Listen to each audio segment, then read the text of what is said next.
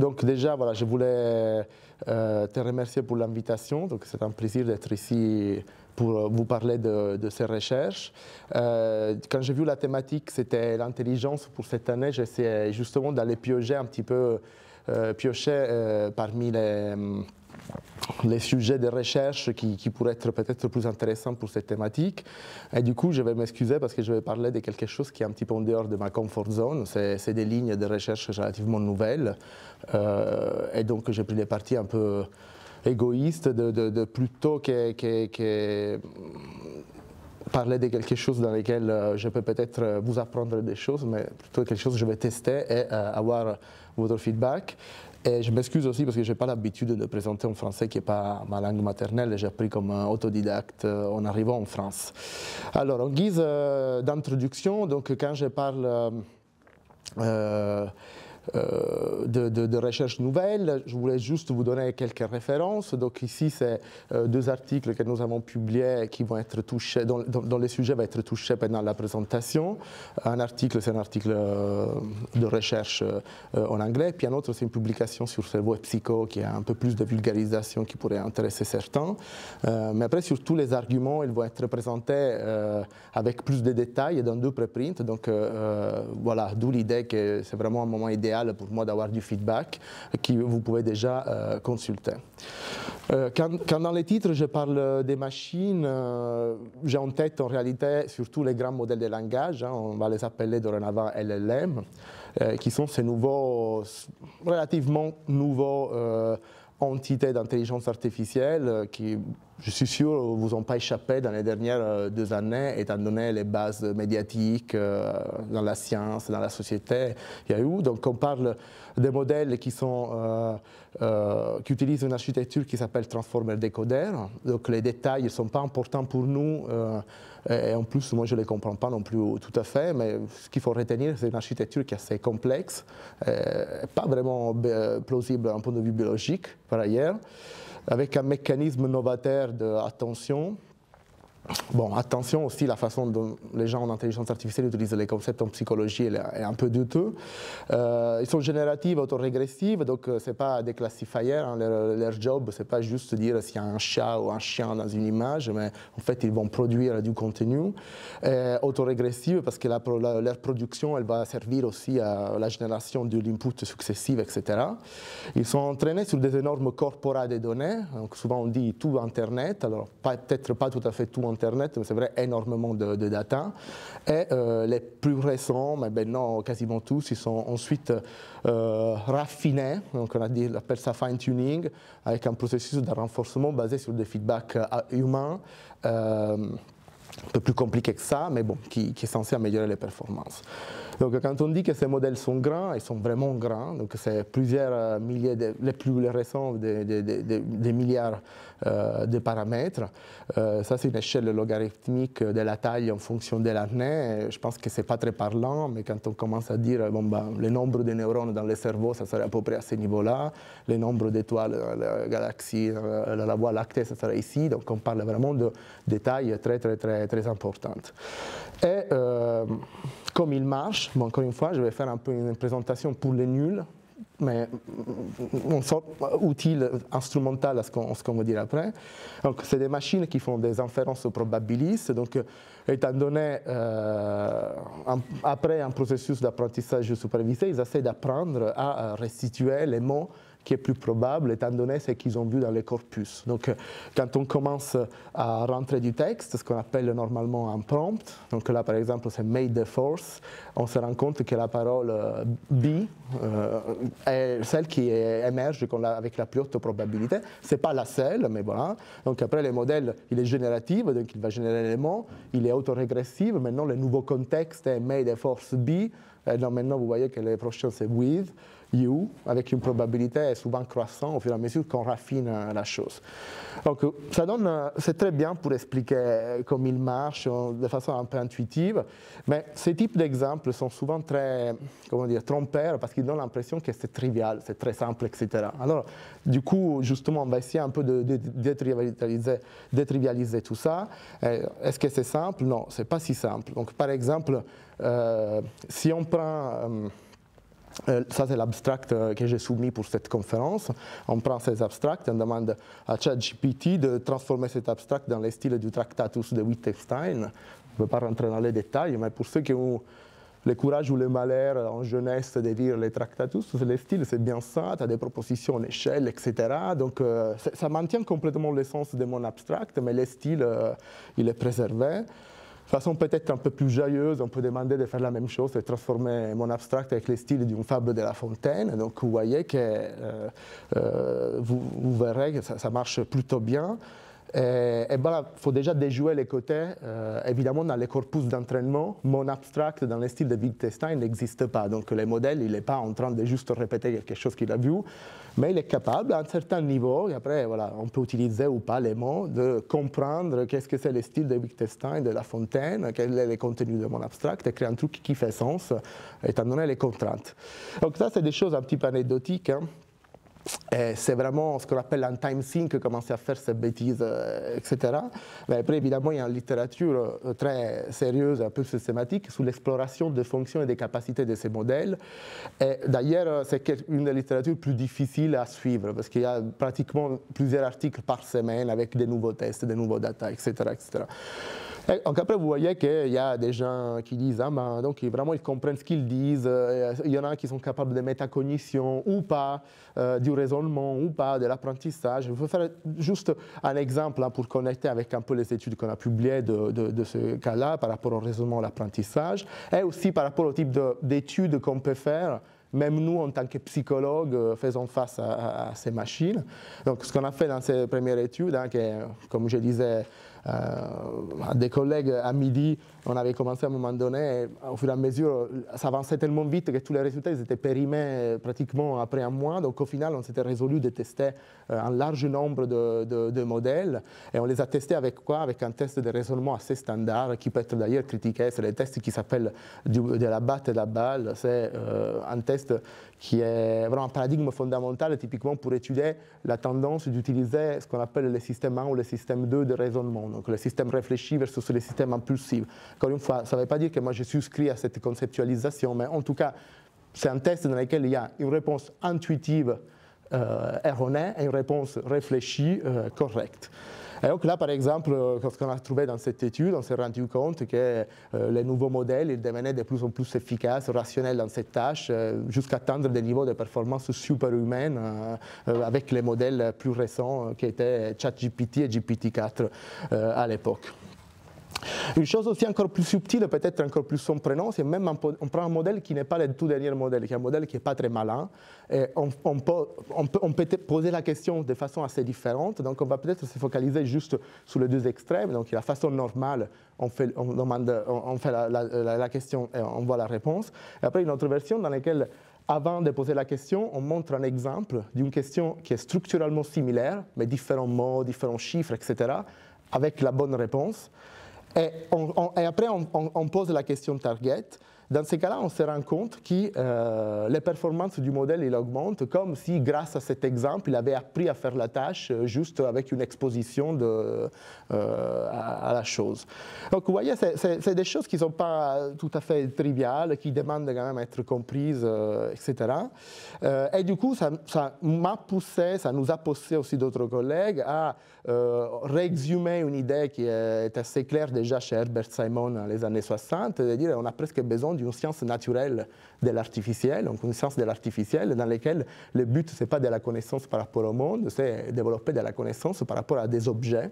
Et pourquoi? Parce que le problème, c'est que nous ne connaissons pas l'étendue de leur capacité ex ante. Donc, tous les débuts des publications, c'est comme ça, et que dès que le modèle il est released, il est relâché dans la nature, enfin, sur Internet, il commence à y avoir des gens qui testent, ils se rendent compte, il peut répondre aux examens de médecine, il peut répondre aux examens de loi, etc.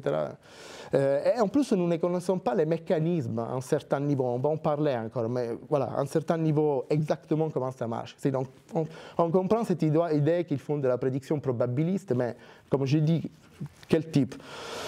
Et donc, moi, mon idée, c'est que cette question doit être, ces questions de compréhension des mécanismes et d'étendue des capacités doivent être adressées expérimentalement.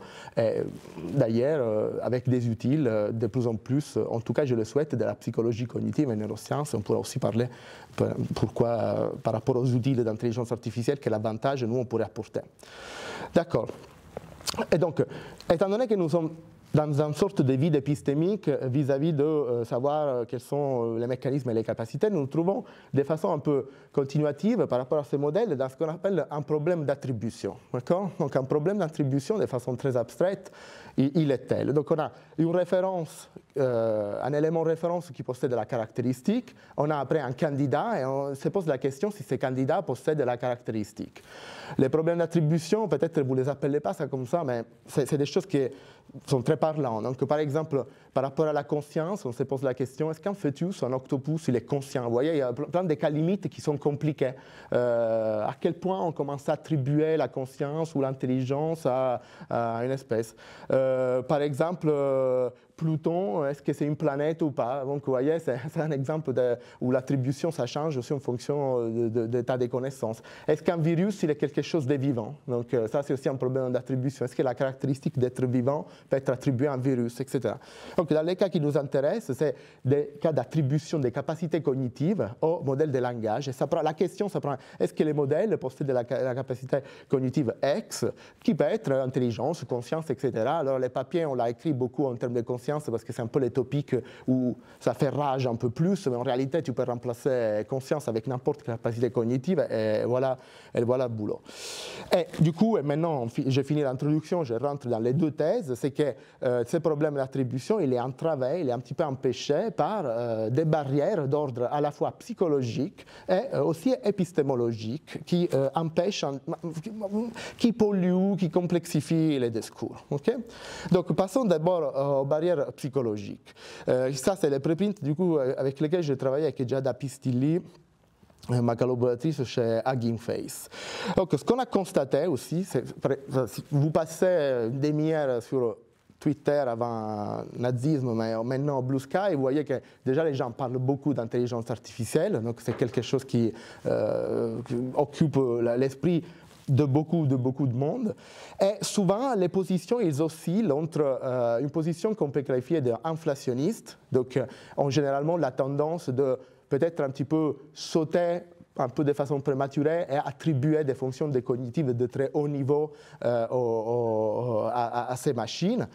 Par exemple, vous aurez peut-être entendu parler d'intelligence artificielle générale, peu importe, probablement ça n'existe pas l'intelligence générale, mais voilà, c'est pour dire intelligence au niveau humain, conscience, un statut moral, est-ce que c'est des patients moraux, etc. Et du coup, vous l'avez au niveau des tech bros, avec cette idée de singularity, que maintenant, à chaque fois, la singularité, qui est un peu ce moment dans le temps dans lequel l'intelligence artificielle va dépasser celle de l'intelligence humaine, c'est toujours dans 5 ans, mais bon, peut-être ça va arriver, donc ça c'est un type d'inflationnisme. Il y a aussi ces cas qui a fait beaucoup de bruit à un moment donné, un ingénieur chez Google qui a une espèce de crise mystique, où il s'est dit non mais en fait ce système il est devenu conscient, on ne peut plus le rester emprisonné, etc.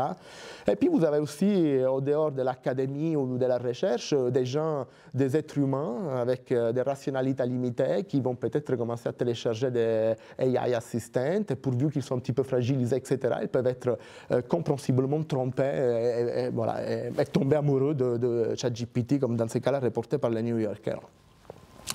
De l'autre côté du spectre, vous avez les positions déflationnistes, qui va considérer les résultats obtenus par l'LM comme triviaux, sans véritable signification cognitive, etc. Le truc, c'est typique, c'est des perroquets stochastiques, voilà, qui vomissent les corpus sans aucune forme de compréhension, analyse, créativité, etc. Voilà, et on a des degrés, hein. Il y a des gens qui sont très caricaturaux, des gens qui sont plus sérieux et qui avancent quand même des arguments intéressants et dire une bonne compréhension du langage, c'est pas la même chose qu'une bonne compréhension tout court, etc., etc. Mais bon, cela dit, donc du coup, on observe cette polarisation. En tout cas, il y a, voilà, d'un côté, il y a l'inflation, d'un côté, la déflation. Et la question qu'on se posait, c'est quels pourraient être les mécanismes cognitifs qui fait qu'on arrive là à... pourquoi déjà... Parce que déjà, les deux extrêmes ne peuvent pas être tous les deux vrais. Donc, il y a quelqu'un qui se trompe dans l'histoire. Donc, ça, c'est aussi inconstant parce que les deux positions ne sont pas sont pas superimposables. Donc, voilà, il y a quelqu'un qui a tort. Et puis, de façon générale, ce processus de polarisation ou l'extrémisation, elle est souvent motivée par une forme de négligence de la réalité, de l'évidence, etc. Donc, en quelque sorte, des biais cognitifs. Alors du coup, on a détaillé, essayé de voir comme des biais cognitifs très populaires, comme la dissonance cognitive ou la tendance à prendre ses désirs comme des réalités, j'avais appelé wishful thinking parce que c'est plus court dorénavant, ou l'illusion de compréhension peut contribuer à générer ce type de position extrême, dans les deux sens d'ailleurs. Okay? Donc déjà, commençons par la sphère un peu de la dissonance cognitive ou de la wishful thinking. L'idée générale, c'est que bon, bien sûr, les croyances, ils ont une valeur instrumentale parce qu'elles nous permettent d'agir sur le monde de façon précise. Mais en fait, ça a été bien démontré, voir par exemple les études de Benabou, Tirole ou d'autres, qu'en fait, les valeurs, ils ont les croyances, ils ont une valeur en soi. C'est-à-dire, avoir une croyance, ça a une utilité pour moi. Donc, par exemple, penser que je suis beau, même si je ne suis pas beau, il me fait sentir bien. Donc, c'est un belief, c'est une croyance que je voudrais avoir plutôt que pas avoir. Et donc, vous voyez que quand on commence à raisonner le fait qu'on ne va pas avoir des croyances de façon neutre et objective, mais elles vont être un petit peu influencées par nos valeurs, on peut voir comme par exemple cette personne qui a développé une connexion émotionnelle avec un assistant d'intelligence artificielle pour éviter la dissonance cognitive, elle va penser que cet assistant, en fait, il est conscient, comme ça, son monde, il est cohérent. Si par exemple vous êtes des tendances très anxieuses par rapport au scénario catastrophe de fin du monde, Terminator, etc., de l'intelligence artificielle, ou même de façon un petit peu plus réaliste de perte de l'emploi massive qu'il pourrait y avoir, vous mettez à distance cette pensée en disant non, mais en fait c'est n'importe quoi, c'est des perroquets stochastiques, ça ne va rien se passer. Ou par exemple, imaginez vous êtes quelqu'un que vous avez consacré votre carrière à une autre architecture de l'intelligence artificielle, un reinforcement learning ou d'autres, et après vous voyez que les autres ils ont gagné. Enfin, donc c'est confortant de se dire non, mais en fait ça c'est faux, ça c'est pas de la vraie intelligence. Vous allez voir que d'ici 10 ans, reinforcement learning, ça va être la solution à l'intelligence artificielle pour de vrai. Donc vous voyez, ça c'est une sorte de biais cognitifs qui peuvent affecter et polariser les positions. Je vais vous montrer un exemple assez concret, en fait, ce qui est intéressant. Donc, par exemple, ça c'est un article qui reporte une interview à Chomsky sur GPT. Bon, déjà, vous pouvez imaginer que Chomsky n'avait pas des opinions modérées sur la question, parce que ce n'est pas forcément son genre. Et donc, évidemment, c'était nul, ça ne sert à rien, il ne comprend pas pourquoi. Mais après, vous lisez cet article de Piantedosi, qui pour moi, c'est un des articles les plus clairs sur plein d'aspects, qui au contraire montre, je pense, de façon convaincante, comme le modèle. Les LLM réfutent beaucoup de thèses fondamentales, en tout cas très orthodoxes, vision chomskienne. Donc vous pouvez voir comme peut-être la vie, ce n'est pas tout à fait neutral de penser à ces choses de façon objective, même dans les domaines académiques où en théorie on aimerait bien être particulièrement objectif. L'autre chose dont je vous parlais, c'était l'illusion des compréhensions profondes. Un exemple typique est le suivant. Donc, on demande aux gens, vous savez comment ça marche les vélos? Et les gens disent, oui, bien sûr, tu peux les dessiner. Et après, ils commencent à dessiner les vélos. Et ça n'a ni queue ni tête d'un point de vue de la physique, ça ne peut pas marcher, etc.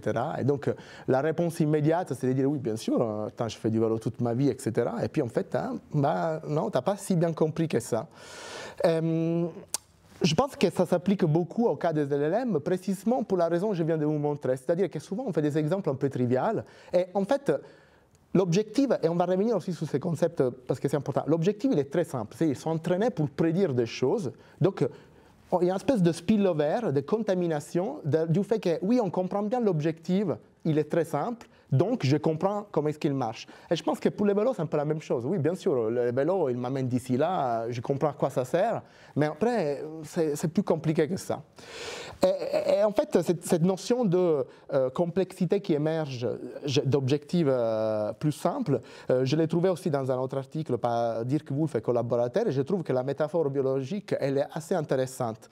C'est important ici de rappeler la différence entre les fonctions ultimes ou distales et les mécanismes proximaux. Pardon.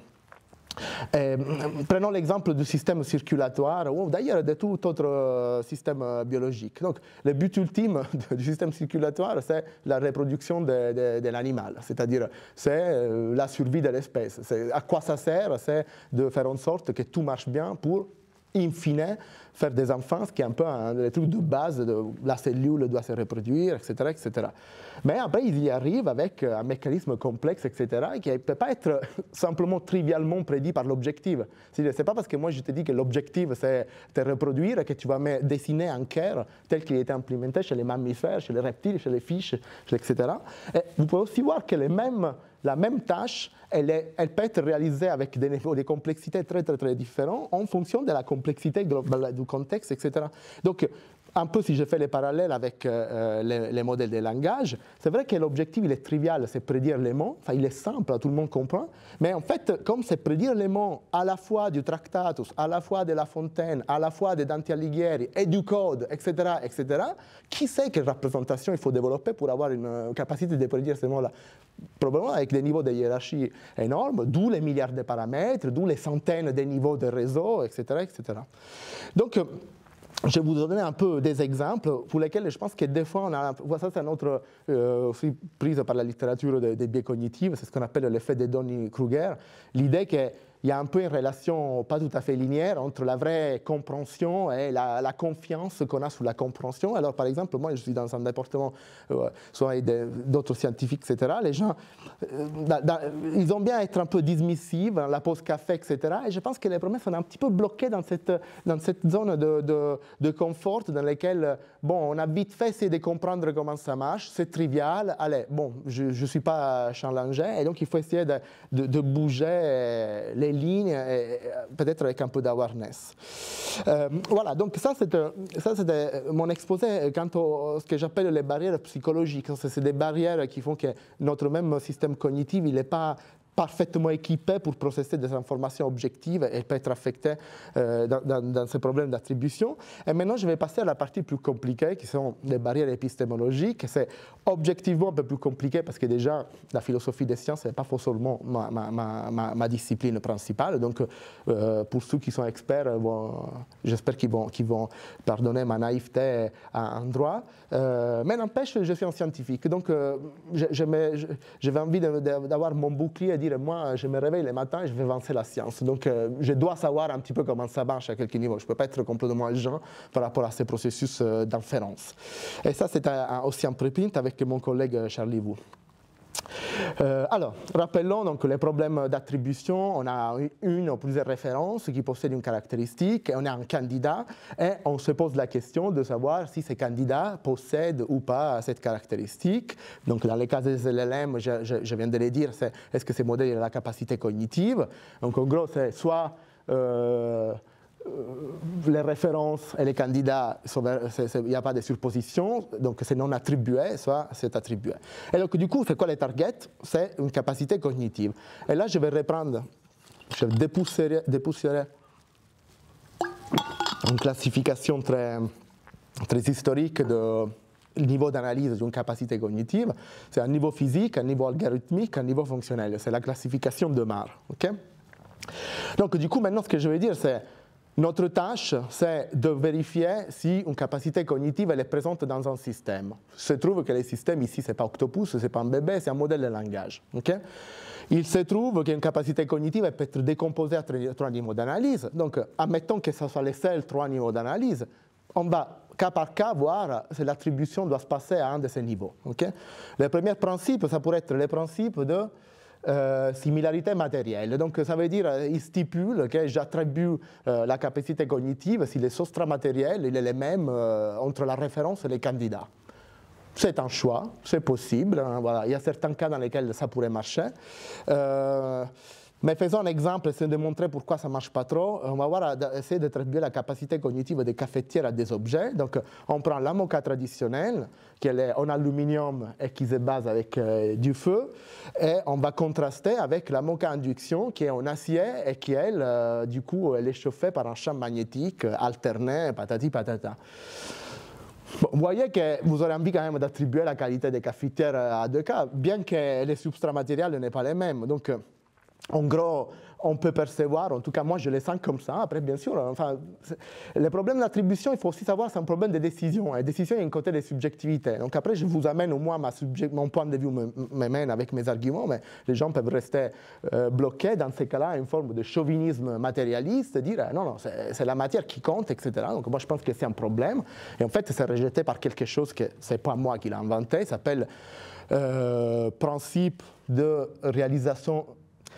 Ça s'appelle multiple physical realizability en anglais, donc je pense peut-être réalisation multiple physique des choses, des algorithmes, ça veut dire que tu peux réaliser la même computation sur des substrats physiques très différents.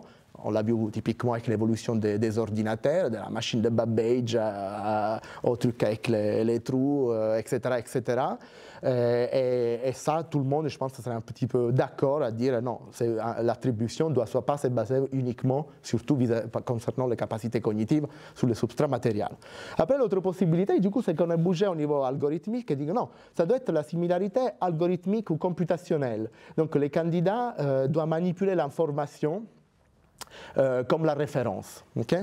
Et ça, ce qu'on appelle aussi fonctionnalisme computationnel, computational functionalism, et ça c'est pour les coups, si vous lisez la littérature, notamment d'attribution de la conscience, etc., c'est les défauts. C'est-à-dire, les gens pensent que c'est ça qu'il faudrait faire. Donc, si vous lisez globalement la littérature. Et du coup, là, on passe un peu plus dans la partie personnelles, mes opinions qui sont moins consensuelles. Donc, les rejets du niveau physique de la similarité matérielle est consensuel. Ici, on passe dans le domaine de la non-consensualité. Moi, je pense que ces principes, pour être appliqués, donc la similarité algorithmique, souffrent d'au moins 3 problèmes. Okay? Bon, le premier problème, j'ai envie de dire, c'est un problème historique, ce n'est pas un problème conceptuel. C'est néanmoins un problème pratique. Donc, typiquement, si on parle de choses compliquées comme la conscience ou l'intelligence, etc., il n'est factuellement pas applicable parce qu'il n'y a pas de consensus de qu'est-ce que c'est l'algorithme de la conscience. Donc, si on prend un récent consensus paper sur la question, il y avait une bonne douzaine de théories de la conscience qui étaient proposées comme théorie de la conscience. J'ai lu quelque part que c'est un des domaines qui souffre du fait que les théories augmentent mais elles ne diminuent jamais, ne sont jamais réfutées, donc ce n'est pas très salubre, healthy d'un point de vue épistémologique. On n'est pas sorti d'auberge jusqu'à la semaine dernière, les gens ils ont fait un papier contre la Integrated Information Theory, puis les autres ils répondent, etc. Et puis même quand on regarde les reviews, vous voyez que la conscience, c'est de former des associations, apparemment renifler des choses dans ces cas-là, comprendre des narratives, enfin, c'est vraiment un domaine pas très mature d'un point de vue de la définition même de quoi on parle. Donc c'est un problème pour attribuer des choses basées sur un algorithme étant donné que nous n'avons pas l'algorithme. Mais maintenant, admettons qu'on est dans le monde idéal dans lequel on a trouvé l'algorithme de la conscience, tous les scientifiques sont d'accord, ils se servent leur pince, il n'y a pas de guéguerre, voilà, c'est bien. Il y a quand même d'autres problèmes. Donc, le deuxième problème, c'est surtout ça qu'on traite dans la revue avec Charlie, c'est réfléchir sur le statut ontologique des modèles cognitifs au niveau algorithmique. Okay? Donc pour moi, je défie les gens de me prouver que je n'ai pas raison, les modèles cognitifs, donc encore une fois au niveau algorithmique, c'est ce qu'on appelle des inference to the best explanation. C'est des inférences qui expliquent le mieux les comportements. Et là, c'est important de rappeler que tout processus scientifique, c'est basé sur déjà des observables qui doivent être intersubjectifs. Et ces observables, par exemple, un processus d'inférence qui a différentes sous-composantes comme la plausibilité, l'effet d'être falsifiable, etc., etc., elle est utilisée pour générer des processus latents qu'on peut appeler théorie au niveau plus abstrait, modèle d'un point de vue plus concret, mais qui existent dans un espace latent et qui après, bien sûr, ils recommuniquent avec les observables parce qu'ils sont valides du moment où ils nous permettent d'expliquer, prédire et contrôler d'autres observables. Donc, dans les cas des sciences cognitives, typiquement, il faut bien comprendre que nous avons deux choses. Des observables qui représentent aussi l'explanandum, qui en latin ça veut dire ce qui doit être expliqué, qui est essentiellement les comportements. Et les comportements, je les prends large, c'est-à-dire les langages, les reaction times, les saccades, etc. Et après, nous avons ces processus cognitifs hypothétiques, postulés latents, c'est l'explanance, donc la chose qui explique, qui existe comme quelque chose, disons que la primauté ontologique va quand même à l'explanandum, c'est celui qui est intersubjectif, qui doit être expliqué, et qui après suppose qu'on génère cette architecture théorique qui est valide tant qu'il est un bon explanance de cet explananda. Donc, ce que je veux dire par là, c'est que les modèles cognitifs, surtout au niveau algorithmique, donc je ne parle pas des modèles neuronaux, là ça pourrait être différent, etc., mais ils sont inférés comme des explications probables du comportement et ils ne peuvent pas être vrais au sens d'un réalisme fort. Okay? Donc, il y a plusieurs façons de comprendre ça. Une des façons pour y arriver, c'est aussi le principe d'exclusion causale. Okay? Donc, si on pense qu'on est moniste et matérialiste, et à la fin c'est la matière qui existe, ces phénomènes cognitifs, ils doivent être générés par des choses qui sont matérielles. Et comme une chose ne peut pas être causée par deux choses en même temps, donc on peut comprendre qu'un réalisme fort, il n'est pas celui qui est en jeu. Et du coup, de façon peut-être un peu plus pragmatique, c'est quoi le problème ici? C'est que surtout les gens qui travaillent dans la conscience, il faut un peu une inversion entre explanans et explanandum. Parce qu'eux vont dire, ah, moi j'étudie la conscience. Mais en fait, non, vous n'étudiez pas la conscience. Ce que vous étudiez, c'est des comportements tels que vous obligent à postuler des processus latents, cachés, inobservables, qui donc sont les explanants, qui sont utiles, ils sont utiles. Okay? Donc le troisième argument, par contre, pour rejeter on va revenir à la cafetière, pour rejeter le processus d'équivalence computationnelle, est le fait qu'en fait on peut obtenir les mêmes résultats avec des moyens, donc des stratégies, donc des algorithmes différents. Donc là, c'est le processus pour faire du café avec la moka. On peut utiliser la cafetière à la française. Donc vous voyez que les processus, il n'est vraiment pas du tout pareil. On peut aimer, on peut ne pas aimer, mais ça ne serait pas très juste de nier les statuts des cafetières à la cafetière française, juste parce que c'est un peu plus barbare comme mécanisme d'action. Alors maintenant, sur peut-être quelque chose de plus rigolo, mais pour le coup, quelque chose qui est plus proche de vraiment moi ce que j'ai étudié, j'espère vraiment rendre un peu tangible ces facteurs-là. Moi, je travaille beaucoup sur le type de tâches qui s'appellent bandits à deux bras. C'est des tâches d'apprentissage par renforcement super simples dans lesquelles les sujets choisissent entre deux options.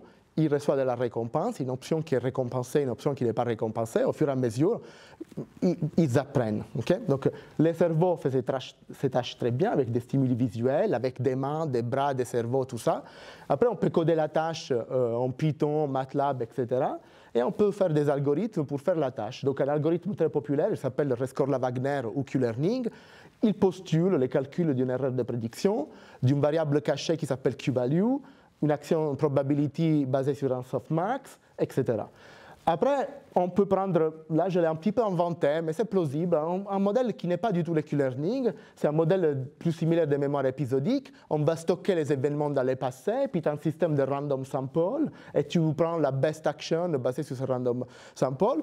Maintenant, vous pouvez voir que ces deux algorithmes, alors les cerveaux, on ne sait pas comment ça marche, mais les deux, c'est nous qui les avons écrits, et on a un contrôle parfait du fait qu'ils n'utilisent pas les mêmes computations. Et néanmoins, quand on regarde les comportements de ces trois trucs, ils font exactement la même chose.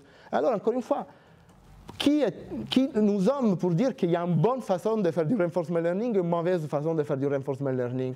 Tous les deux, ils font le job. Alors même s'ils ont des structures computationnelles complètement différentes, ils réussissent à atteindre les mêmes résultats. Donc, moi, je pense que en plus de négliger la primauté du comportement par rapport aux variables cachées et tous les autres problèmes dont on vient de parler, les problèmes d'équivalence algorithmique, c'est une forme de chauvinisme, c'est-à-dire ils mettent trop de poids sur la façon exacte dont une computation elle est implémentée. Et moi, je pense que le fait d'avoir montré clairement l'exemple de la cafetière française versus celle italienne, ou bien l'exemple de deux algorithmes complètement différents d'un point de vue structurel, mais qui font quand même la tâche, montre bien qu'il faut passer à notre niveau. Et donc, pour moi, il faudrait plutôt se focaliser sur les niveaux donc, fonctionnels. Quel est le but? Qu'est-ce que c'est l'objectif à atteindre par les systèmes comme critère d'attribution ou non? Et moi, je ne trouve pas de problème par rapport à ça, même si bien sûr il y a des problèmes, donc notamment un des problèmes évidents, c'est celui de définir un but, encore une fois aussi avec les problèmes de distal, proximal, etc. etc. Et donc là, j'arrive, je pense, au bout de ma présentation. Donc voilà, je termine cette partie-là avec justement cette difficulté. Alors ma proposition, c'est qu'est-ce que c'est le but d'une capacité cognitive? Comment est-ce qu'on évalue le but d'une capacité cognitive? Je pense qu'il faut l'évaluer sur la base des effets qu'il produit sur le monde, donc les conséquences observables de cette capacité cognitive. Et donc encore une fois, primauté sur l'observation du comportement. Et donc voilà, plus de recherche sur essayer de sélectionner, simplifier, etc., de quels sont les comportements clés qui nous intéressent pour les questions d'attribution qu'on trouve les plus importantes, donc notamment l'attribution de la conscience, etc. Et donc voilà, juste maintenant en conclusion, c'est un petit résumé de ce que je voulais vous dire. Donc le problème de l'attribution des capacités cognitives est généralement complexe, pas tout le temps, mais des fois il y a des cas assez les limites. Pensez par exemple à l'apprentissage dans les organismes unicellulaires, etc. Donc c'est pour moi une des questions un peu plus fascinantes en général, parce que ça nous pousse à mieux définir justement les processus et les fonctions cognitives. Dans les cas des LLM, ce problème est d'autant plus difficile que nous avons déjà de nombreux préjugés possibles, préjugés cognitifs sur les sujets, ou des bias, ou des priors, ou voilà, des préférences acquises qui pourraient polariser les discours en nous portant à négliger des informations clés. Et aussi voilà, qu'il existe un vide épistémique concernant leur fonctionnement. Et finalement, voilà, que nous manquons aussi des critères comportementaux incontestables permettant d'identifier des fonctions cognitives en question qui sont celles de plus haut niveau. Donc pour progresser, bon, bien sûr, il nous faut un esprit qui est à la fois ouvert et aussi sceptique. Hein. Par exemple, c'est important pour moi de faire un disclaimer. Moi, je ne pense pas que LLM soit conscient. Moi, je pense juste qu'il faut adresser la question différemment. Et bien sûr, les principes que extraordinary claims require extraordinary evidence, donc les affirmations extraordinaires demandent des évidences, des preuves extraordinaires, est tout à fait valable dans ces cas-là. Nous n'avons pas un prior très élevé qu'une machine soit consciente, donc la quantité d'évidence, si on prend même, d'ailleurs, la science c'est un processus d'inférence bayésienne, donc voilà, mais c'est quand même un processus d'inférence basé sur l'income de nouveaux bout des choses. Et donc voilà, scepticisme, mais aussi un esprit ouvert. Et donc voilà, encore merci à mes deux co-auteurs pour les articles principaux et aussi à mes deux étudiants et postdocs, Nicolas et Hernan, sur l'étude. Merci beaucoup pour votre attention.